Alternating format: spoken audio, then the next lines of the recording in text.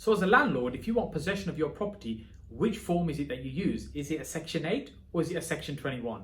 Well, in this video, I want to share with you the differences between the forms and also what they are.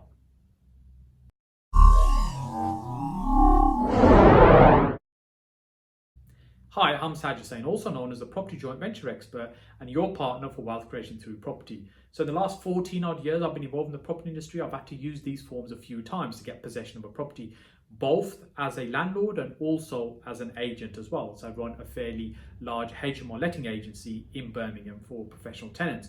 So as you can imagine, we've had to experience this a few times. It's really important that these forms are filled in correctly. So what I'm sharing with you now is my knowledge and experience over the last 14 years of doing this, and it's not legal advice. There's also some changes that are happening right now. I'm filming this in October 2019. However, there's a government consultation happening at the minute, which means that going forward, there may be changes coming along. So Section 21 may get scrapped completely, and Section 8 may end up with having some modifications from what it is right now. But in this video, I want to share with you how they're used right now and what the differences is. So let's get started.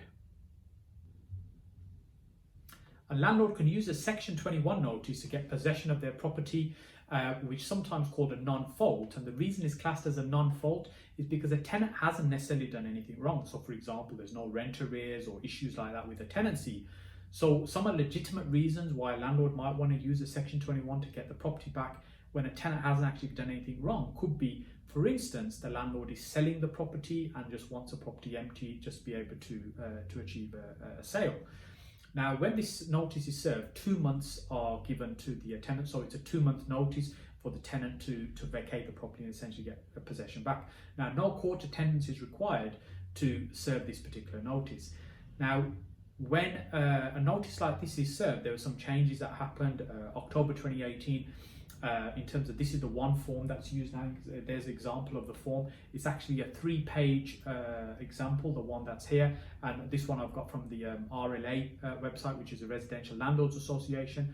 Also, National Landlords Association is another organisation you can get these from as well. But it's really important to use the right document and then it's filled out correctly, because this is where many landlords make a mistake. They'll just fill it out how they think it needs to be done as opposed to how it needs to be done. If you remember one of these organisations like the NLA or RLA, they can certainly help you with ensuring it's done completely, or maybe get a professional to do it so there's no mistakes on that.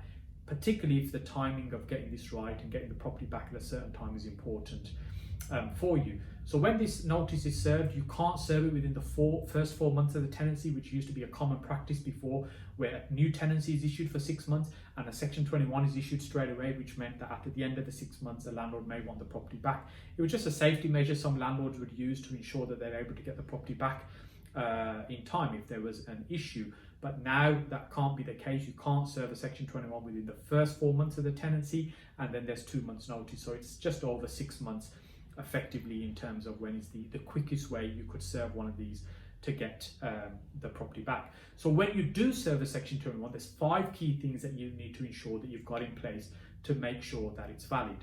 The first, and not necessarily in any particular order, is to make sure you've got your deposit, if you have taken one, registered and the relevant prescribed information being served on the tenant at the beginning of tenancy. Also, the how to rent guide needs to have been issued as well to the tenant, and the gas certificate, if you have gas in the property, the gas certificate needs to have been issued. An EPC also needs to have been issued, and if there's a license requirement, then that license needs to be valid. So for example, if it's a HMO, it needs to have a HMO license, whereas for example, if it's a HMO requiring a license and it doesn't have one, these are the 5 instances where you can fall into a little bit of a problem. So it's really important that you have those 5 things in place. If any of those things are an issue or you're not complying with those, my recommendation is make sure you get proper legal advice to help you to ensure that this is done correctly, because if you try and serve Section 21 and these 5 things haven't been met, you're certainly going to be facing some challenges. So the Section 8 can also be served during the fixed part of the tenancy period. So if you issued a 6-month tenancy contract, within that period, if there's a breach, you can serve it within that period, unlike Section 21, which is outside of the minimum contract period. So within 6 months it can be served as well. So for instance, if you've got a tenant after 2 months, they start building up some arrears, you can pay.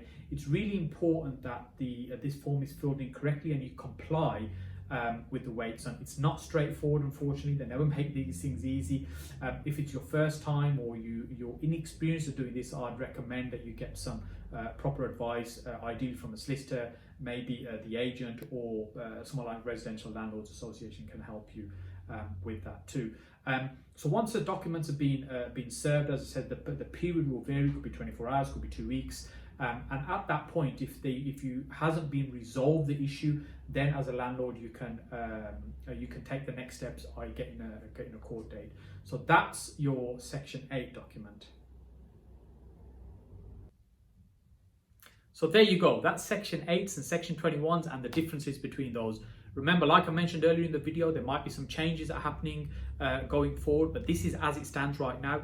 Also, if you're stuck with this, I'd suggest getting some legal advice through a solicitor, or maybe speak to one of the national associations such as Residential Landlords Association or National Landlords Association. Depending on when you're watching this video, I believe in January they're going to merge into one.